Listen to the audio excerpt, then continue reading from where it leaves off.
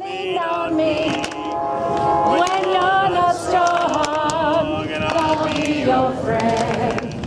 I'll help you carry on. The Relay for Life, the largest annual fundraising event for the American Cancer Society, was held in Sartell, and hundreds of people came out for a night of hope and inspiration. It's the celebration of life.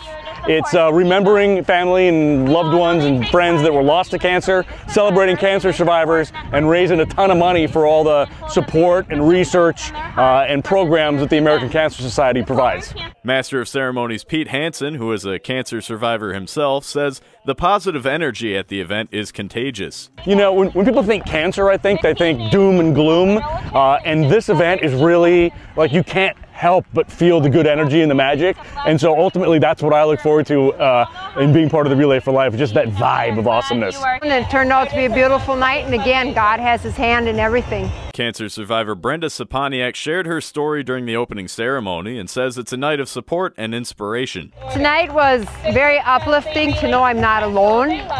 Lots of people have that nasty C word, but you don't know it until you get it, and then you realize I'm not alone in this. It's very supportive to know that nobody's going to give up fighting for cancer. For WJON, I'm Isaac Schweer.